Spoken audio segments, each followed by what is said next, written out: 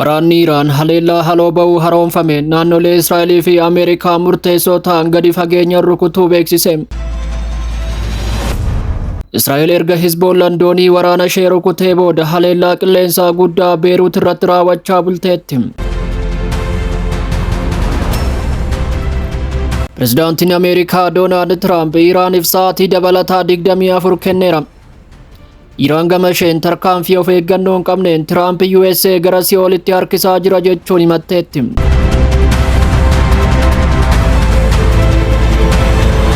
Waraanni Iraan haleellaa haloo ba'uu haroomfame naannolee Israa'elii fi Ameerikaa murteessoo ta'an gadi fageenyaan rukutuu beeksise. Haleellaa kana warshaa Peetiroo keemikaalii Israa'elii fi iddoowwan kuufama meeshaalee waraanaa Ameerikaa Kuweet keessatti argamu haleeluu ibseera. Waraanni Iraan weerara Ameerikaa fi Israa'el biyyattii irratti gaggeessaa jiran irratti halkan kana duula haloo ba'uu haaraa Israa'elii fi Ameerikaa irratti banuu labseera.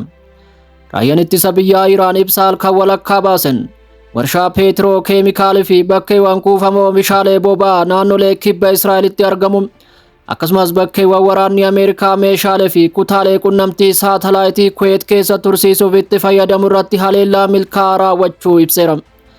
Bakki Peetiroo keemikaalaa fi oomishaalee boba'aa Israa'el haleellaa kanaan rukutameera. Dhaabbilee kuusaa hatattamaa fi kuusaa lafa jalaa kan hammatu ta'us ibseera. Sunis dhiyeessii anniisaa naannolee kibba Israa'eliif gahee olaanaa akka taphatus ibseera.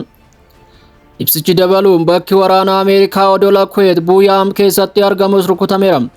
Iddoon kunis waraana Ameerikaa Eeshiyaa dhiyaa keessatti socho'aniif wiirtuu ajajaa fi to'annoo guddaa akka ta'e ibsuun kuufama meeshaa waraanaa sirna misaayilaa ijoo kanneen akka Hirmaas akkasumas meeshaalee qunnamtii fi to'annoo kan keessummeessu ta'uu himeera.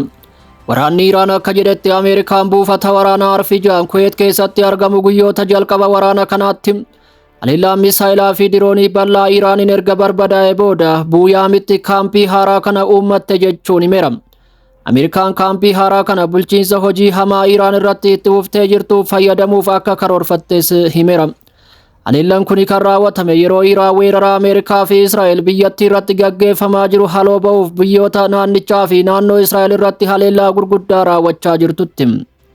Haleellaan haloo ba'uu kun humna waraanaa fi diinagdee Ameerikaa akkasumas mootummaa Israa'el weerara kana irratti hirmaachaa jiruuf kasaaraa guddaa geessiseera jechuun himeera. Israa'el erga Hizboollaan doonii waraana ishee rukutee booda haleellaa qilleensaa guddaa Beeruut irratti raawwachaa bulteetti. Israa'el haleellaa haaraa guddaa wal duraa duuban magaalaa guddoo Liibaanos Beeruutii fi naannoo kibbaatti banteetti. Waraanni Israa'el gamoo naannoo Jahaa jedhamu irratti boombii darbachuu yoo xiqqaate namoonni 40 du'anii 40 ol ammoo madaa'uun himameera. Haleellaan kun naannoo mana jireenyattis badiisa guddaa geessiseera.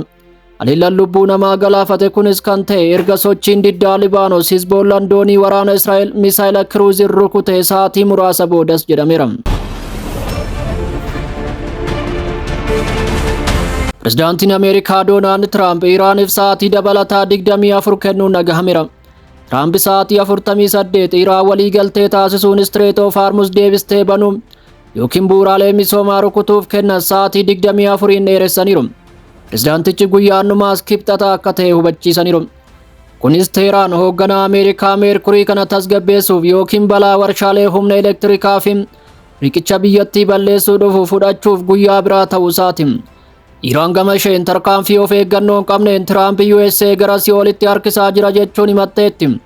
Fayyaa'iin paarlaamaa Iraan Mohammad Baagaarii Qalaabaaf tarkaanfiin pireezidaantii Ameerikaa Doonaald Tiraamp eeggannoo malee fudhatan kun Ameerikaa fi naannoo Eeshiyaa dhihaa guutuutti balaa guddaa fida jechuun akeekkachiisaniiru. Qalaabaaf barreeffama X irratti maxxansaniin pireezidaantiin Ameerikaa ajaja muummicha ministeeraa Israa'el Beniyaamin Netanyahuuf akka hin ajajamne akeekkachiisa cimaa kenneera. Tarkaanfiin of eeggannoo malee gootan Ameerikaa gara jireenya Si'ool ta'etti harkisaa jira jechuun ajaja Netanyahu hordofuu irratti waan cimtaniif naannoon keenya guutuun gubachuuf jira jechuunis hubachiisaniiru. Kana malees Tiraamp akka waraanatii waan tokkollee argachuu waan hin dandeenyeef Iraan irratti shallaggii dogoggoraa akka raawwanne akeekkachiiseera. Fayyaa'iin paarlaamaa Iraan kun mirga uummata Iraan kabajuu fi tapha balaa qabu xumuruun lola deemaa jiru furmaata akka ta'u cimsanii dubbataniiru.